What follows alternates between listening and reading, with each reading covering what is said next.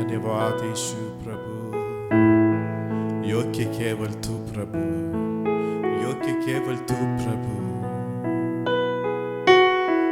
Hallelujah. योग्य केवल तू, योग्य केवल तू, योग्य केवल तू ही प्रभु, मेरे प्रभु यीशु। योग्य केवल तू, हालेलुया। योग्य केवल तू, हालेलुया। योग्य केवल तू ही प्रभु, मेरे प्रभु यीशु, मेरे प्रभु यीशु। आदर और महिमा, आदर और महिमा हो तेरी, आदर और महिमा हो तेरी, आदर और महिमा हो तेरी प्रभु, मेरे प्रभु यीशु। आदर और महिमा, आदर और महिमा हो, हालेलुया। आदर और महिमा हो तेरी, आदर और महिमा हो तेरी प्रभु, मेरे प्रभु यीशु, मेरे प्रभु यीशु।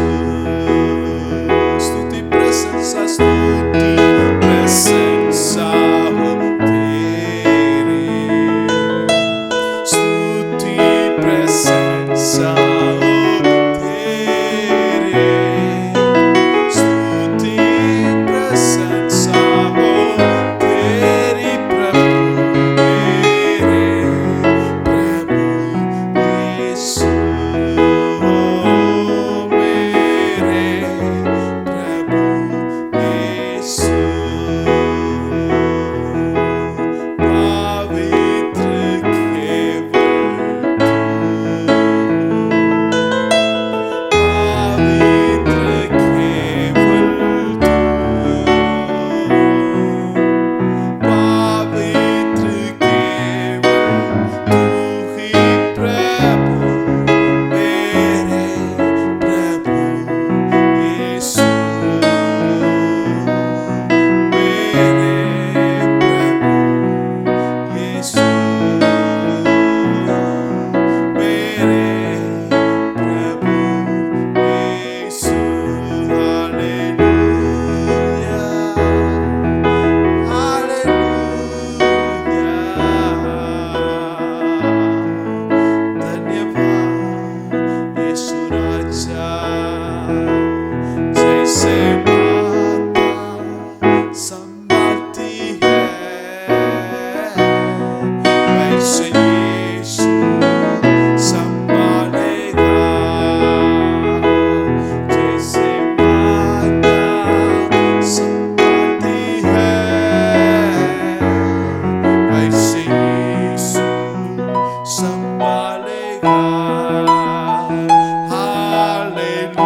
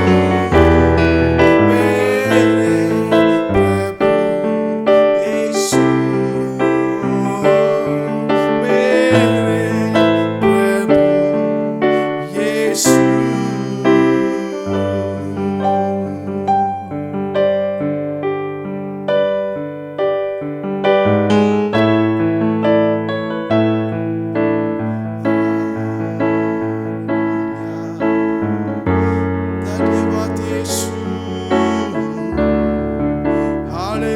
हालेलुया ओ धन्यवाद प्रभु धन्यवाद यीशु राजा हालेलुया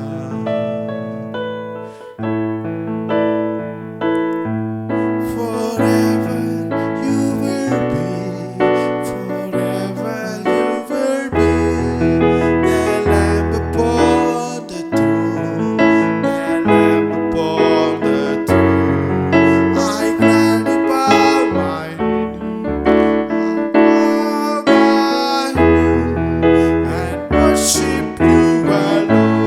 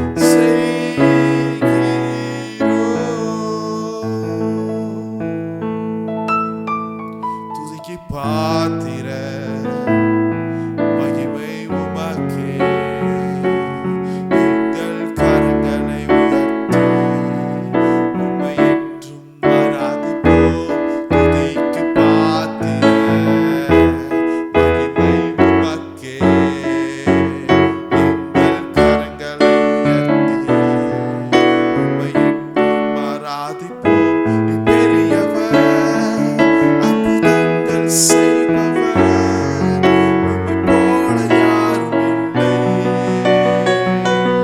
உம்மை போல யாரும் இல்லை பெரியவர் அற்புதங்கள் செய்பவர் உம்மை போல யாரும் இல்லை உம்மை போல யாரும் இல்லை உம்மை போல யாரும் இல்லை तू है महान तेरे कार्य है महान तेरे जैसा कोई नहीं तेरे जैसा कोई नहीं तू है महान तेरे कार्य है महान तेरे जैसा कोई नहीं तेरे जैसा कोई नहीं तेरे जैसा कोई नहीं आमीन आमीन आमीन आमीन यीशु मसीह के मधुर नाम से मांगते हैं आमीन थैंक यू जीसस ஆண்டவர் ரட்சகமாய் இயேசு கிறிஸ்துவின் நாமத்தினால உங்களை ஒவ்வொருவரையும் வாழ்த்தி நாங்கள் வரவேற்கிறோம் हमारे उद्धारकर्ता प्रभु यीशु के नाम से आप सबों को हम स्वागत करते हैं ஆமென் आमीन। சங்கீதம் 85வது சங்கீதம் 10வது வசனத்தில் வாசிக்கிறோம் भजन 85 का 10वीं आयत में इस तरह हम पढ़ते हैं கிருபையும் சத்தியமும் ஒன்றை ஒன்று சந்திக்கக்கூடியதா இருக்கிறது अनुग्रह और सच्चाई आप आपस में मिल गई है ஆமென் आमीन। கிருபையும் சத்தியமும் அது ஒன்றோடு சேரக்கூடியதா இருக்கிறது करुणा और सच्चाई आपस में मिल गई है அப்ப நமக்குள்ள சத்தியம் இருக்கும்போது கிருபை அதோடு கூட இணையதா இருக்கிறது यानी हमारे अंदर सच्चाई सत्य रहेगी तो वो जरूर अनुग्रह से करुणा से मिल जाएगी। சத்தியத்தை அறியும் போது அந்த சத்தியம் நமக்கு விடுதலையை தரக்கூடியதா இருக்கிறது यदि सत्य को हम जानेंगे सत्य हमें स्वतंत्र करेगी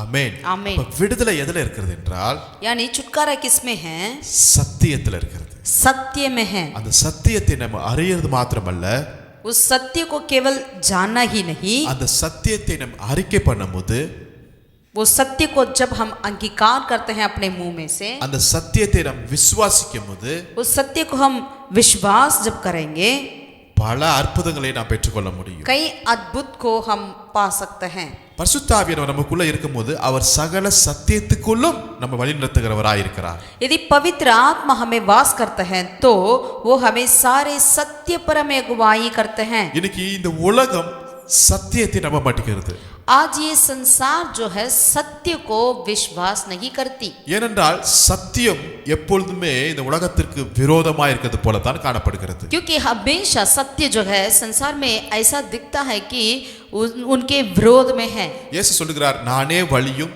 நானே சத்தியமும் நானே ஜீவனுமாய் இருக்கிறேன் என்கிறார்। प्रभु यीशु कहते हैं कि मैं ही मार्ग मैं ही सत्य मैं ही जीवन हूँ। அப்ப அவருடைய அந்த வார்த்தை என்கிற சத்தியத்தை நாம் விசுவாசிக்க கடமைப்பட்டிருக்கிறோம்। यानी जो परमेश्वर का वचन जो है वो सत्य जो है उसको हमें विश्वास करना हमारा कर्तव्य है। இந்த உலகத்திற்கு முரண்பாடாய் காணப்படலாம் சில சமயத்தில் சத்தியம்। कई बार सत्य जो है संसार के लिए थोड़ा सा टेढ़ा मेढ़ा लगता क्यों ना हो, ஆனாலும் இந்த உலகத்தை ஜெயிக்கிற ஜெயம் இந்த சத்தியத்துக்குள்ள இருக்கிறது। लेकिन इस संसार को जीतने का जय जो है ये सत्य के ऊपर है। உதாரணத்துக்கு நம்ம வேதத்துல வாசிக்கிறோம், उदाहरण के लिए बाइबल में पढ़ते हैं எவருடைய மகள் இறந்து விட்டால் याईर की बेटी मर गई थी। எல்லாரும் எவர்கிட்ட சொல்றாங்க உன் பிள்ளை இறந்துட்டா நீங்க இயேசுவை தொந்தரப்படுத்த வேண்டாம் என்று சொல்லி सब लोग याईर के पास आकर ये कहने लगे कि तेरा बेटी मर गई है, अब गुरु को क्यों आप ट्रबल करते हो। எவர் மகள் இறந்துட்டால் என்கிற செய்தி வருகிறது। जब यीशु मसीह के पास याईर की बेटी मर गई करके खबर आया है, ஆனா இயேசு என்ன சொல்லுகிறார்? அவர் மரிக்கவில்லை, அந்த பெண் நித்திரையா இருக்கிறாள் என்று சொல்லுகிறார். लेकिन प्रभु यीशु ने क्या कहा है? याईर की बेटी मरी नहीं है वरन वो सो रही है। எது உண்மை, எது சத்தியம்? कौन सा सच है या कौन सा सत्य है? அவள் மரித்து விட்டது உண்மை. जरूर याईर की बेटी मर गई है, ये सच है। அந்த வீடு துக்கமா இருக்கிறது உண்மை. वो घर पूरा दुख से भरा हुआ है, सच है। ஆனால் சத்தியம் என்பது இயேசுடைய வாயிலிருந்து வருகிற வார்த்தையா இருக்கிறது. लेकिन सत्य ये है कि यीशु मसीह के जो मुंह से निकलता है वही सत्य है। அன்றைக்கு எல்லா ஜனங்களும், எல்லா மக்களும், உறவினர்களும் அந்த உண்மையை அவர்கள் நம்பினார்கள். उन दिनों में सारे लोग जो है, सारे वहां के हर एक व्यक्ति जो है सच को बिलीव किया है। ஆனா இயேசு யாயிர்ட்ட சொல்லுகிறாரு, लेकिन प्रभु यीशु मसीह ने याईर से कहा, நீ இந்த சத்தியத்தை விசுவாசி, உன் பிள்ளை உயிரோட எழும்புவாள். तुम ये सत्य पर विश्वास करो, तेरी बेटी जी जाएगी। ஆமென். ஆமென். இன்னைக்கு अनेक ஜனங்கள் சத்தியத்தின் பக்கம் இல்ல, உண்மையின் பக்கம் நின்று கொண்டிருக்கிறார்கள். आज ज्यादा के ज्यादा लोग जो है सत्य के पास नहीं वरन सच के पास खड़े हो जाते हैं। இயேசு யாயிர் வீட்டுக்கு போகிறாள். यीशु मसीह याईर के घर गए। இவள் மரிக்கவில்லை என்று சொல்லும்போது जब यीशु ने कहा इन्होंने मरी नहीं है, எல்லாரும் நகைக்கிறார்கள். सब लोग हंसने लगे, ஏனென்றால் அவர்கள் சத்தியத்தை அவர்களால் ஏற்றுக்கொள்ள முடியவில்லை. क्योंकि उनको सत्य को विश्वास नहीं कर पा रहे हैं। ஆனா யாவீரும் அவருடைய மனைவியும் அந்த சத்தியத்தை ஏற்றுக்கொண்டது நிமித்தமாக அங்கு ஜீவன் வந்ததை நாம் பார்க்கிறோம். लेकिन याईर और उसकी परिवार वाले ने सत्य को ग्रहण किया, इसीलिए वहां पर एक अद्भुत हुआ है। இன்றைக்கும் உங்க சூழ்நிலைகள், உங்களுடைய பலவீனங்கள், உங்களுடைய பிரச்சனைகள் எல்லாம் உண்மையா இருக்கலாம். आज भी आपकी परिस्थितियां, आपकी जो परेशानियां बिल्कुल सच है, ஆனால் लेकिन சத்தியம் ஒன்று உண்டு. सत्य करके एक कार्य है। அந்த சத்திய வார்த்தையை மாத்திரம் நீங்கள் விசுவாசிகள். वो सत्य की वचन को ही आप विश्वास करें। இயேசு லாசரு இடத்துக்கு போகிறாரு. जब यीशु मसीह लाजर के कब्रिस्तान पर गए, லாசரு இறந்தது உண்மை. लाजर मर गए, सच है। இறந்து 4 நாள் ஆயிட்டது உண்மை. मरकर 4 दिन हो गया, सच है। கண்டிப்பா அங்க கல்லறையிலிருந்து துர்நாற்றம் வீசும் என்பது உண்மை. जरूर वो कब्रिस्तान में से बदबू आएगी, सच है। ஆனால் சத்தியம் என்ன சொல்லுகிறது?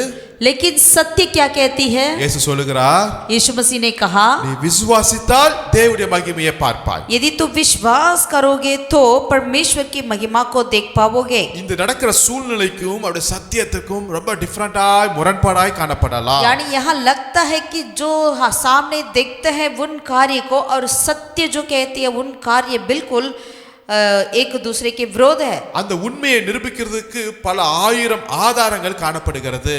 उस सच को सच के सबूत के लिए कई हजार सबूत हमें मिल भी जाती है। ஆனா சத்தியத்தை நம்புவதற்கு அங்க யாருமே இல்லாம இருக்கலாம். लेकिन सत्य को विश्वास करने के लिए वहां कोई भी नहीं रहा होगा। ஆனாலும் ஒரே ஒரு ஆள் விசுவாசித்தால் கூட போதுங்க. लेकिन यदि एक भी व्यक्ति विश्वास करे वो काफी है। அந்த சத்தியத்துடைய ஆசீர்வாதங்களை அவர்கள் பெற்றுக்கொள்ள முடியும். वो सत्य के आशीर्वाद को वो पा सकते हैं। இன்னைக்கு நாம் உண்மையை அல்ல, சத்தியத்தை விசுவாசிக்கும்படியாக கர்த்தர் நம்மை அழைக்கிறார். आज हमें सच की नहीं वरन सत्य पर विश्वास करने के लिए प्रभु बुलाए हैं। பழைய ஏற்பாட்டில் பார்க்கிறோம், எரிகோ கோட்டை இருக்கிறது.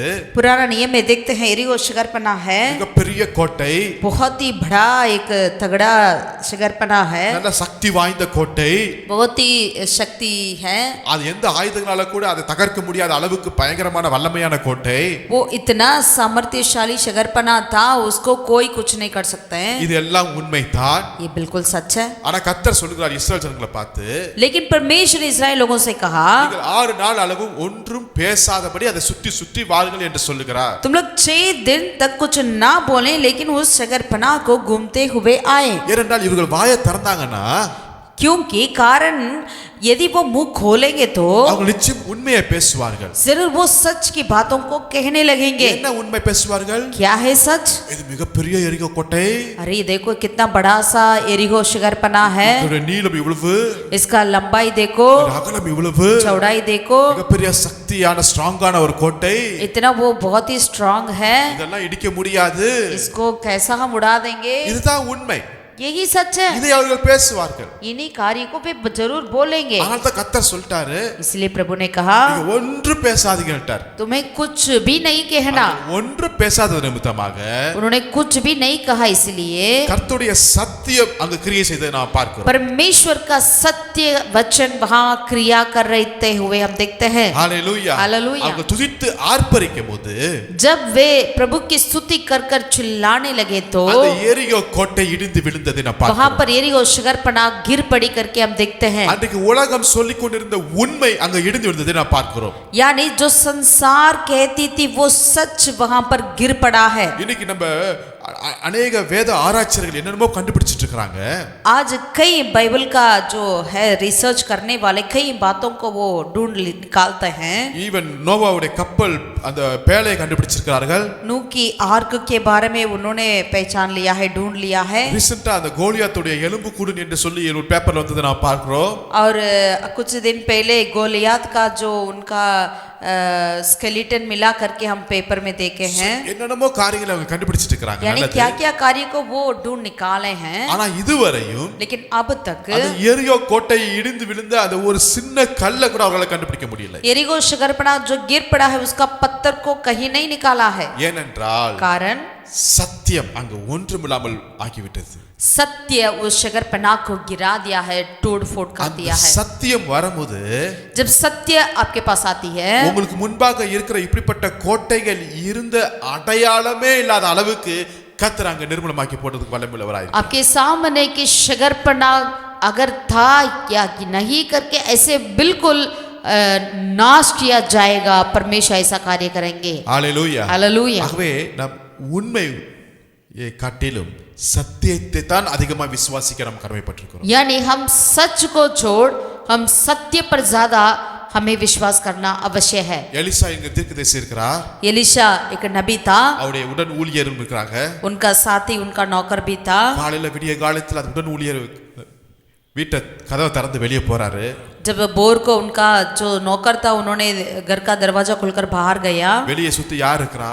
बाहर कौन था? சிரியா நாட்டுடைய பலத்த ராணுவங்கள் அங்க நிக்கிறது. सीरिया देश की सामर्थशाली सेना वहां खड़ी थी। குதிரை வீரர்கள் அங்க நிக்கிறாங்க. घोड़ों रथों समेत वे खड़े थे। இவங்களை அரெஸ்ட் பண்றதுக்கு இவ்வளவு பெரிய ராணுவம் வந்து நிக்குது பாருங்க. यानी इनको अरेस्ट करने के लिए, कैद करने के लिए इतनी बड़ी सेना आकर खड़ी है। சோ எலிசாவுடைய வேலைக்காரன் பயந்து ஓடி வந்து எலிசாட்ட சொல்றாரு, एलिशा का नौकर बहुत ही डर गया और भागकर आकर कहने लगा, ஐயோ நம்மள சுத்தி இவ்வளவு பெரிய ராணுவம் நிக்குது, என்ன செய்யணும்னு தெரியல.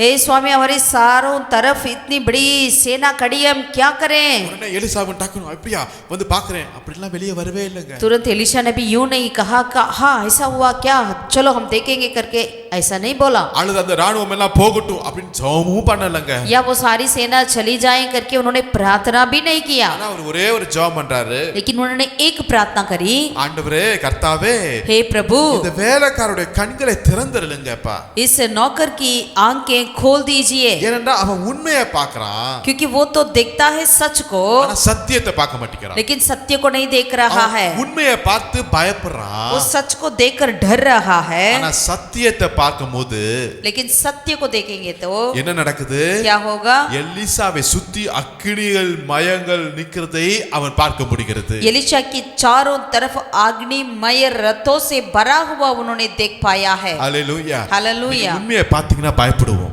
यदि आप सच को देखोगे तो डर जाओगे। உங்க குடும்பத்துக்கு விரோதமா சில காரியங்கள் வருகிறது உண்மைதான். आपके परिवार के विरुद्ध कुछ बातें होती है, सच है। உங்க பிள்ளைகளுக்கு விரோதமான சில காரியங்கள், ஒருவேளை சில உபத்திரவங்கள், சில பிரச்சனைகள், சில பலவீனங்கள், நோய்கள், சில மெடிக்கல் ரிப்போர்ட் எல்லாம் வருவது உண்மைதான். आपके बच्चों के विरोध कुछ बातें या आपकी मेडिकल रिपोर्ट या आपके परिवार के विरोध, ये सारी बातें बिल्कुल सच है। அதை பார்த்தா நம்மளுக்கு பயம் வருகிறது. उसे देखेंगे तो डर जाओगे, ஆனா அதை பார்க்காதபடி लेकिन उसे नहीं देखना। இன்னைக்கு உங்களுடைய கண்களை கர்த்தர் திறப்பாராக.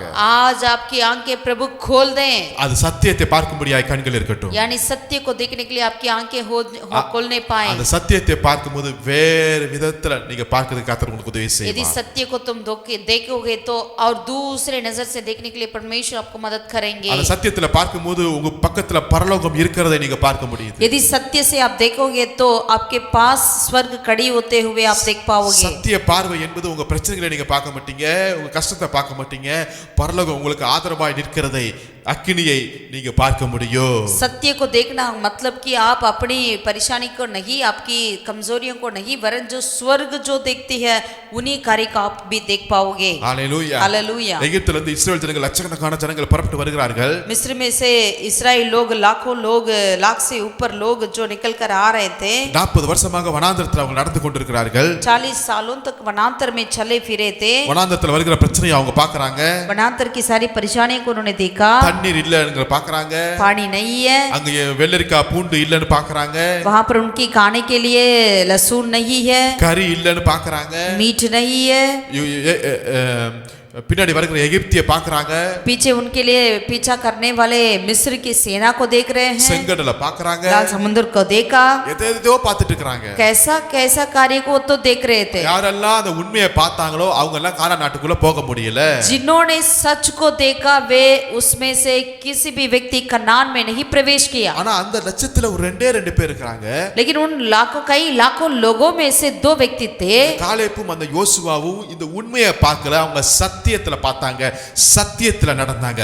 வனாந்திரத்துல நடக்கல, சத்தியத்துல நடந்ததால கானான் தேசத்துக்குள்ள प्रवेशिताர்கள். आमीन. वो कालेब और यहोशू जो था उन्होंने सच को नहीं वरन सत्य को देखा.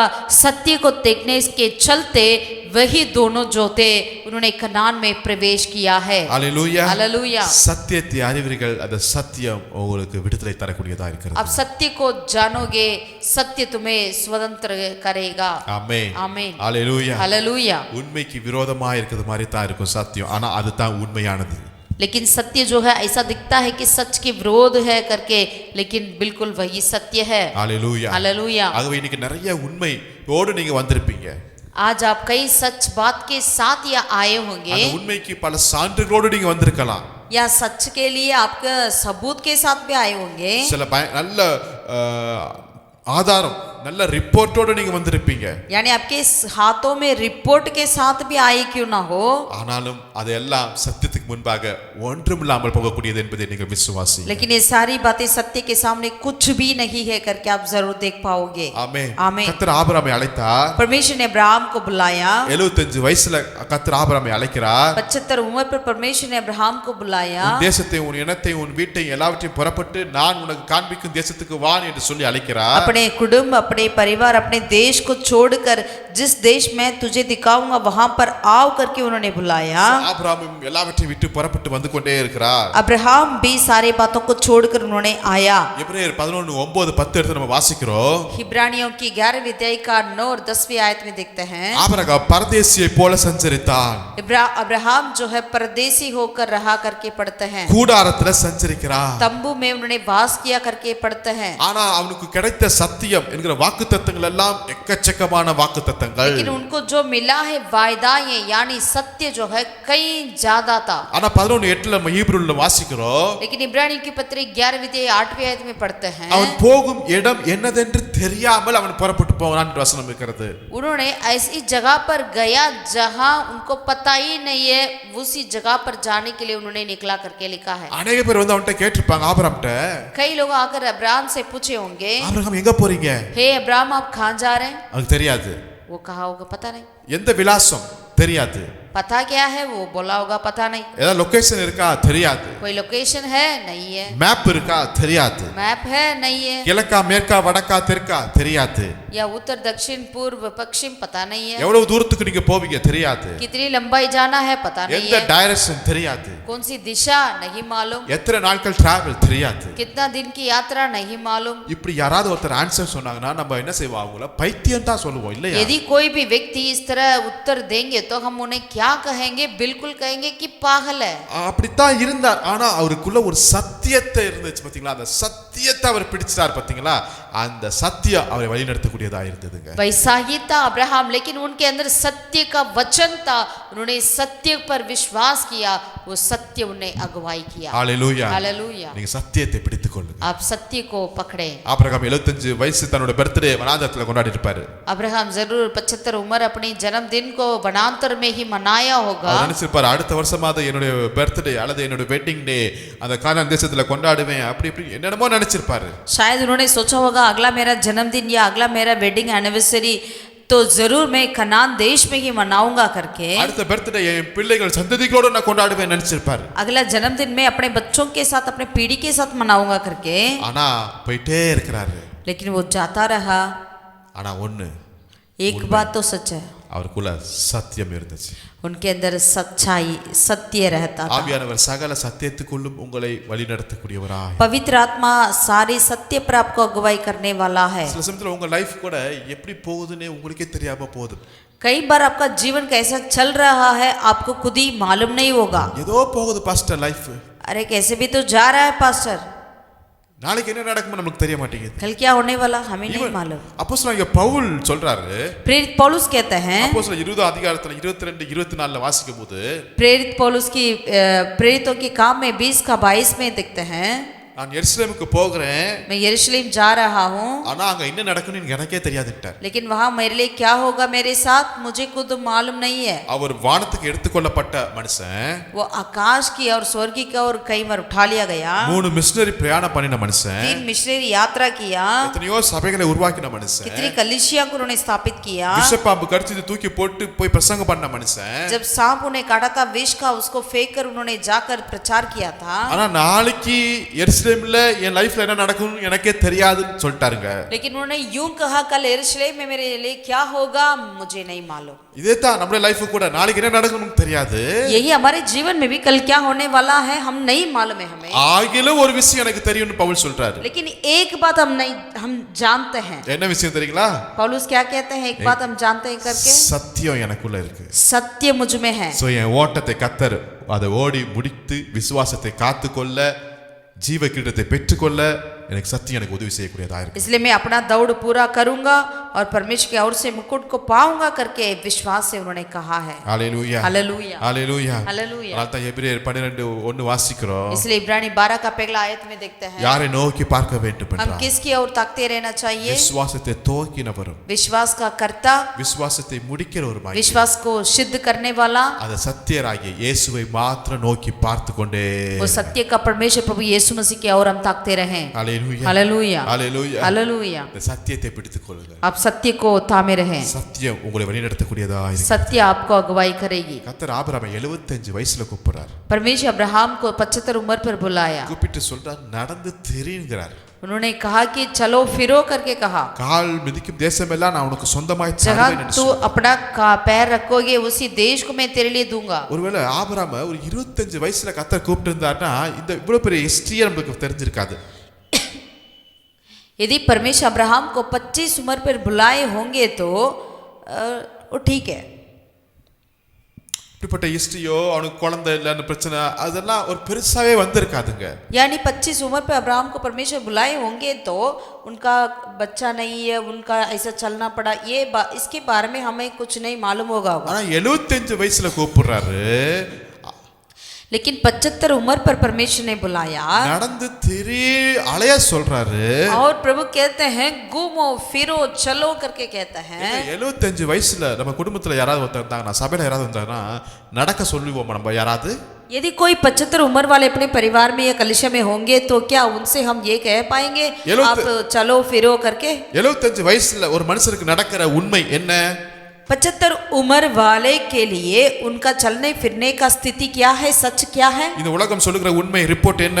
ये संसार बताती है वो रिपोर्ट क्या है? 75 வயசு ஆயிடுச்சு, 75 उम्र हो गया, ரிட்டையர்மென்ட் கொடுத்து வீட்டுக்கு அனுப்புறாங்க. रिटायरमेंट देकर आपको घर भेजते हैं. வீட்ல அமைதியா உட்காரு, अब घर पर चुपचाप बैठ जाए, எந்த வேலையும் செய்ய முடியாது, कुछ काम नहीं करना, ஸ்டெப்ஸ் எல்லாம் ஏற முடியாது, सीढ़ी नहीं चढ़ पाएंगे, மூட்டு வலி எல்லாம் வரும், आपका घुटने पे दर्द होगा, சுகர் वரும், शुगर है, பிபி வரும், बीपी है, தலை சுத்தும், आपका सिर घूमेगा, ரொம்ப ஆயிலாம் எடுத்துக்க கூடாது, ज्यादा आप तेल का खाना नहीं खाना, அதிகமா வெயில்ல அலைய கூடாது, ज्यादातर आप घूमना नहीं. இதுதான் உலகம் கொடுக்கிற லிஸ்ட் உண்மை.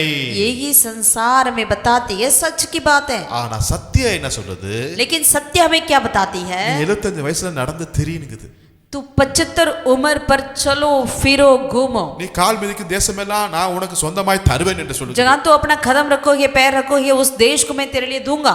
ஆமென் आमीन. சத்தியத்துக்கு உண்மைக்கும் ரொம்ப எதிர்மறையா இருக்குது மாரிக்கு. सत्य और सच्चाई दोनों को लगता है कि दोनों आपस में भैरी है, ஆனா சத்தியம் தான் உண்மை. लेकिन सत्य ही सही है। ஹalleluya आमीन। சத்தியத்தை பிடித்துக் கொள்ளுங்கள் हम सत्य को पकड़े रहें। அது வயசு நம்முடைய பலவீனங்கள் இதெல்லாம் தூக்கி போட்டு அடிச்சு போயிட்டே இருக்கும் சத்தியம் वो सत्य क्या करेगी? हमारा उम्र, हमारा अनुभव, उन सारी बातों को उठाकर फेंक कर चली जाएगी। மெடிக்கல் ரிப்போர்ட் டாக்டர் ரிப்போர்ட் பயங்கரமா வந்துட்டு இருக்கு आपका मेडिकल रिपोर्ट जो है डॉक्टर के द्वारा मिला हुआ रिपोर्ट जो है बहुत ही भयंकर लग रहा है। ஆனா சத்தியம் என்ன சொல்லுது? लेकिन सत्य क्या कहती है? நானே உன் பரிகாரியாகிய கர்த்தர் என்று சொல்லுகிறது। मैं ही तुझे चंगा करने वाला परमेश्वर हूँ। எகிப்துக்கு வந்த எந்த வியாதியை உன் மேல வர மாட்டேன்னு जो मिस्री के लिए आया है उसमें से किसी भी बीमारी तेरे पास नहीं आएगी करके परमेश्वर वादा करता है। இதுதான் சத்தியம்। यही सत्य है। Hallelujah hallelujah. சத்தியத்தை விசுவாசிங்க। हम सत्य पर विश्वास करें। விசுவாசிக்கிறது மாத்திரமல்ல केवल विश्वास ही नहीं करना, சத்தியத்தை நீங்க அறிக்கை பண்ணிட்டே இருங்க। इस सत्य को आपको अंगीकार भी करना है।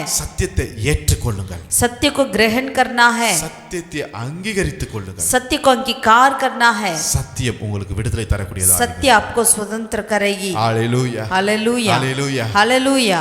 சத்தியத்தை உண்மையாய் நாம் புரிஞ்சுக்கொண்டு அதை விசுவாசிக்கும் போது இதுவரை இல்லாத செயல்களை கர்த்தர் நம் மூலமாய் செய்ய வைக்க அவர் போதுமானவராய் இருக்கிறார்। यदि सत्य पर हम विश्वास करेंगे, सत्य पर चलेंगे तो जरूर परमेश्वर अब तक हमारा जीवन में ऐसा नहीं हुआ ऐसे बड़े सामर्थ्य कार्यों से हमें आशीषित करेंगे। சத்தியத்தை விசுவாசிக்கும் போது அது பலனை சார்ந்து அல்ல, அது வார்த்தையை சார்ந்து இருக்கிறது। सत्य पर जब विश्वास करते हैं वो अपने बल के ऊपर निर्भर नहीं वरन वो परमेश्वर के वचन के ऊपर निर्भर हो जाती है। அதனால தான் ஆபிரகாம் ஈவன் 25 வயசுல 30 வயசுல நடக்காத நடையெல்லாம் 70 வயசுல 80 வயசுல 90 வயசுல நடக்கிறதுக்கு கர்த்தர் வைத்திருக்கிறார்னா அவருடைய சரீரத்தின் பலத்தினால அல்ல, இது சத்தியத்தின் மூலமாய் நடக்கிற ஒரு ஆவியின் வல்லமையாய் இருக்கிறது।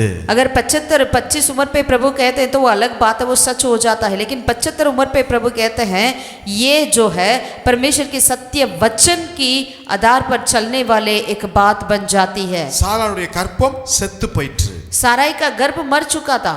ஆனா சத்தியம் என்று வார்த்தை வரும்போது அதை விசுவாசிக்கும் போது, लेकिन सत्य का वचन जब आता है उसे विश्वास करेंगे तो அடுத்த வருஷம் உற்பத்தி கால திட்டத்துல ஒரு குமாரன் இருப்பான், அதுதான் சத்தியம்। सत्य क्या है? अगला साल इसी समय इसी बसंत ऋतु में तेरे पास तेरा लड़का होगा गोदी में करके कहते हैं, यही सत्य है। பட் உண்மை என்ன?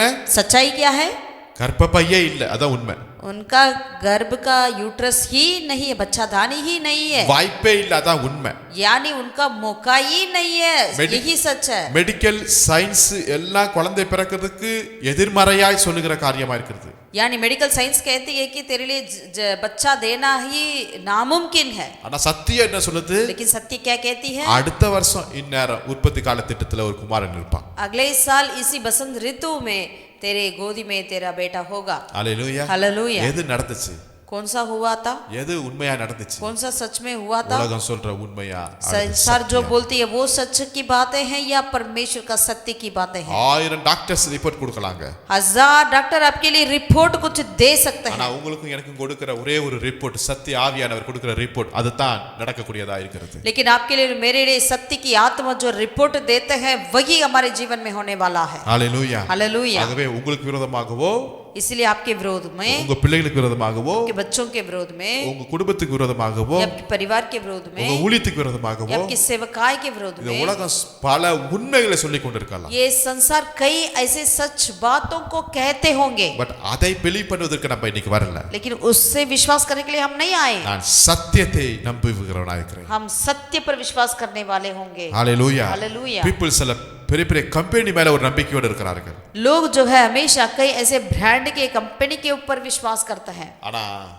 அது கூட ஒரு நாள் கைவிட்ட கூடியதா இருக்கு। लेकिन वो भी एक दिन उनको छोड़ देगी। ஆனா சத்தியம் ஒரு நாள் நம்மளை கைவிடாதுங்க। लेकिन सत्य जो है कभी हमें छोड़ता नहीं है। சகல சத்தியத்துக்குள்ளும் உங்களை வழி நடத்தக்கூடியதா இருக்கிறது। आपको सारे सत्य पर अगुवाई करने वाला पवित्र आत्मा। சத்தியம் எப்பொழுதுமே சூழ்நிலையை விரோதமா இருக்கும், ஆனால் அந்த சூழ்நிலையை மாற்றக்கூடிய அளவுக்கு சத்தியத்துக்குள்ள ஜீவன் இருக்கிறது என்பதை விசுவாசிங்க। अब विश्वास करें, सत्य जो है हमेशा आपकी परिस्थिति के विरोध लगेगा, लेकिन वो सत्य जो है आपकी परिस्थिति को बदल डालने की सामर्थ्यशाली करके आप विश्वास करें। இந்த வார்த்தையை விசுவாசிங்க, ये वचन को विश्वास करें, சத்தியத்தை விசுவாசிங்க। सत्य पर विश्वास करें।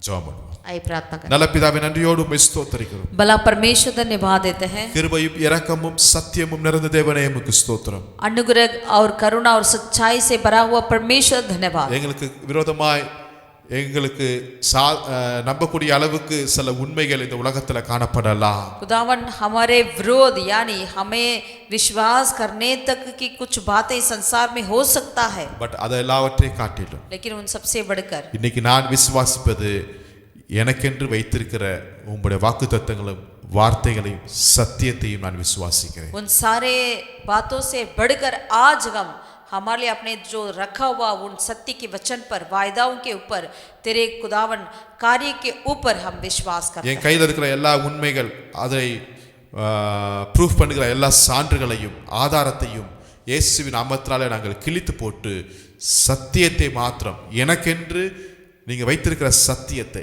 எனக்கென்று இந்த உலகம் தோன்றுவதற்கு முன்பாக வைத்திருக்கிற சத்தியத்தை மாத்திரம் நான் விசுவாசித்து அங்கீகரித்து ஏற்றுக்கொள்கிறேன் ராஜா.